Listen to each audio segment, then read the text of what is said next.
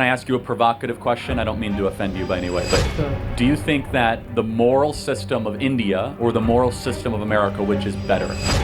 What do you mean by moral system? Like, Caste give me system. Yeah, I disagree with the caste system. Got it. So you disagree with it, but is there something objectively evil and wrong with saying that 200 million people are permanently in poverty? Again, I want to ask you, like, how do we ground objectivity? Bruh, he's acting like this is a differential equation, like this is a freaking science problem. This is not complicated. Good that you come to campuses and talk to people who disagree with you. I also think it's like a testament, like you've like gotten a really big following, and it's a testament to the fact that capitalism works and merit-based societies work, that we can actually grow our influence. And yeah, so I agree with you with a lot of things, but I do disagree with you with like 2 or 3 particular points. And I hope to like go touch on all of them. Firstly, it's about morality and the fact that your claim that objective morality exists. I disagree with that. I think morality is relative for everyone or subjective, and it kind of like grows as with the culture and as the culture changes. So yeah, what are your thoughts about that, and how do you justify objective morality? So if you guys don't know already, this debate will be on morality as a whole. Charlie Kirk has his own opinions on morality, and I'm assuming he thinks that there's an objective morality versus the student who believes that morality is fluid and probably what's the word? Cyclic, meaning that it revolves over time, and in some instances of time there's more morality, in some instances of time there's less morality. Let me know what you guys think about this. Do you think morality is something that is purely objective, or something that changes over time and fluctuate as culture progresses? Let's get into it. Do you believe in absolute truth? What do you mean by absolute truth? Absolute truth, like that there is truth absolute for all people. Yes. You do? Okay, that's objective morality. That's objective facts. I won't say that's morality. Okay, so do I have permission to ask you a provocative question? Sure. Was- I know what you're going to ask. Okay, fine. I mean, was Hitler objectively wrong? No. So, I do... What was the Holocaust objectively evil? I want to like make a distinction between like my personal views, that I do feel that it is wrong, but I can't say that it is like objectively wrong, because I don't believe that objective morality exists. Like, can I ask you, like, why do you think objective morality exists, and how do you like ground that objective morality in? Well, first, of course, we believe that I 100% disagree with this student. I 100% disagree. The Holocaust was objectively evil. It involved a systemic oppression and obliteration of an entire community of people. That is objectively evil if you look at any instance in society that has never not been evil by the majority of the public's view. So, yes, there are certain instances in morality that you can argue are not objective, but when you look at something such as that in any section of history, in any section of life, that is an objective wrong that we have agreed upon, and that majority, 99% of people agreed upon. the Lord of the heavens and the earth gave us that objective reality through revelation. Okay. But secondly, we believe it's written on the heart of every human. You know, in Nuremberg, it's very interesting. When they did the Nuremberg trials, and the Nazis basically said, well, in our country it was right, therefore it's right. Do you know that in Nuremberg they rejected that? They said, no, every human being knows that killing 6 million, babies and kids is wrong. And so do you think there's anything built into us of a moral compass that prevents us from doing evil, and we have to try to stifle it? I think there are moral intuitions that everyone has, but again, like those moral intuitions can differ from person to person, right? Like I might say that, like, I don't know, like doing something is wrong, but like someone else might say, oh, it's fine in this situation.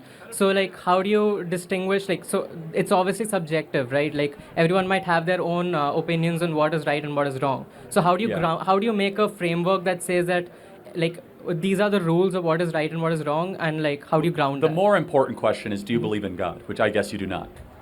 I'm agnostic. Like, Yeah, okay, so yeah. that's where, okay, so if you don't believe in, this actually, what's your name? Sorry. Abhinav. Yeah, well, you're making a great argument. And your argument is totally correct, which is that if you don't believe in God, then you cannot say that the Holocaust was wrong. In order to believe that, in order to believe something is objectively wrong, you must believe in God. Because if you believe in God, then you believe that there's a transcendent moral order that is over all of us. And you're proving that point, and it's not even a criticism. You are being consistent. Okay. And to your point, which is that, so we believe that there is a God that has rules for life. We believe that was given to Moses primarily at Mount Sinai. Thou shalt not murder, thou shalt not steal, thou shalt not commit adultery. And that every society and every culture lives under that natural law. And so, but it's very interesting that if we get away from the idea of a belief in God and the transcendent, you can see how dangerous that is for society, right? I wouldn't say it's dangerous because it really depends on what the morals the society adopts and like what their constitution is, what their values are. I don't know why that needs to be grounded in religion. Well, so let me ask, okay, so would you say that murder is bad? Yes? I would say that. By yeah. what standard do you measure bad? I would say that like it's based on my environment, how I was raised, like what my cultural beliefs are, like how everyone else like morality has influenced my morality. So it's like I believe that like for example, like I think you brought this up in some other debate that like some tribes might like are okay with child sacrifice or cannibalism or things like that, right? So for them that is okay. For me, it's not, right? It really depends on what society we grow up in, I think. Yeah. So child sacrifice is not something you think that is objectively wrong. I'm just trying to understand how do I Let's ground pay attention objective. up here, guys. Thanks. How do we ground what is objective? And also you brought up a point that like if you do believe in God, then we do have objective morality, right? And you obviously believe in Christianity. But my point is like if, for example, a different religion has different morals, how do you determine which one is objective? Because both will think that it's objective, right? So how do you make that determination? It's a great question. Well, first you have to look at, there's just a side show going on here. You have to look at the proof and the fruit of which that moral system has delivered. Okay. And so, are you from India? I don't mean to. Yeah, okay. I'm from Delhi. Can I ask you a provocative question? I don't mean to offend you by any way, but sure. Do you think that the moral system of India or the moral system of America, which is better? What do you mean by moral system? Like caste system. Yeah, I disagree with the caste system. Got it. So you disagree with it, but is there something objectively evil and wrong with saying that 200 million people are permanently in poverty? Again, I want to ask you, like, how do we ground objectivity? Like, bruh, he's acting like this is a differential equation. Like this is a freaking science problem. This is not complicated. There is objectively something wrong with a caste system. Is this a joke? Is this a joke? For the guys who don't know what a caste system is, let me explain it. A caste system, which is something we do not have in America, is a system that says based off of either what neighborhood you were born in, what last name you have, your skin color, those features that you cannot change will determine your level in society forever. An example of this would say if your last name is, let's use an American example, James or Johnson, you'll forever be a slave. That's what a caste system is. You cannot move up. And he's trying to say that system is not objectively wrong, not objectively immoral, banishing people to lower caste levels based off of their skin color or their name. That is wrong. America doesn't have this, by the way. People think America no. In these systems, you cannot move up. No matter what you do. I don't care if you're a freaking genius. If you are black or you're too white or you're too short or your last name is Stevens, anything, you will be forever subject to that caste. Point blank period. Objectively wrong. Let's continue. Like for example, we like for scientific theories, like we can like conduct experiments and say, okay, it's objectively true. But like for morality, like it depends person to, like for example, people living in India at that time, for them it might have been okay, right? So like, how do we ground the objectivity? Like you have to believe in God. You have to believe in a power, more specifically a monotheistic one.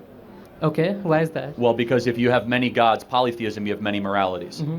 And one God, one morality. So that's why ethical monotheism founded America. And so, of course, it's a faith claim in some ways, but we can use science also to get us pretty close to believing in God, from space, time, and matter, from the teleological argument for God, for how all the fine-tuning of our universe exists. But then in order, once you believe in a God, then you can then say there's an objective morality. If you don't believe in God, your position is correct. It's But, all just context. I do disagree with one thing, that like, because there are multiple religions, right? Multiple monotheistic religions. So how do you determine which monotheistic religion is true? So, well, why is mine true? Because Yeah. because the resurrection is the most documented, followed, and proven fact of history. Of all the different things, is that the resurrection of Jesus Christ is by far the most compelling event in human history besides the creation of the world. Is that we know Jesus existed, we know that he was killed, we have extra biblical sources that prove it, from Josephus, from the Talmud, to the historians of the day, and there are so many facts surrounding the resurrection that cannot be explained other than that Jesus actually rose from the dead. From Wayu's female witnesses, we know that he was in the tomb of Joseph of Arimathea. We know that the tomb was empty. Where did Jesus' body go? For example, if you wanted to disprove Christianity, why didn't they just march through the streets with Jesus' corpse and say, nope, actually he is not risen from the dead. Here he is right now. From all these different elements, we stake all of our chips as Christians into the resurrection of Jesus Christ. Amongst many other things, that the Bible is materially true every time that we do an archaeological discovery in the Middle East. The more that we discover, the more that we search in the Middle East, the more we find out that the Bible is true. Okay, so your belief is basically based on the truth value of Christianity, basically, right? And like the fact that like you believe that your religion is true, and therefore that's where you derive your morality from, right? Partially, yes, Okay. but even before that, you don't have to believe in the resurrection to believe in God. Okay. You can believe in God and not believe in the resurrection. So But if you I- asked me why I believe in Christianity. So, for example, there are a lot of arguments, for example, the cosmological argument or teleological argument that you mentioned, which do not really do not refer to like a particular god, right? It just refers to God in general. Correct. So And- how do you derive morality from just the existence of God without associating it with a particular religion? Yeah, so that's a great question. So you can use reason that if there is a God, then God would want us to live a certain way. And which way is best, which way is most efficacious. This is not my argument for it, but this would be a more deistic morality Okay. that some of the founding fathers had, that if there is a God, well then he probably wouldn't want us to screw up this place too much. He wouldn't want us to hurt each other, right? You can use your reason to get to that. Does that make sense?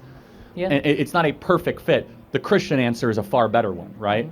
And a lot of what we consider to be. So, one thing you learn when you're studying something like engineering is you learn a lot of very complex equations. You learn a lot of very complex processes.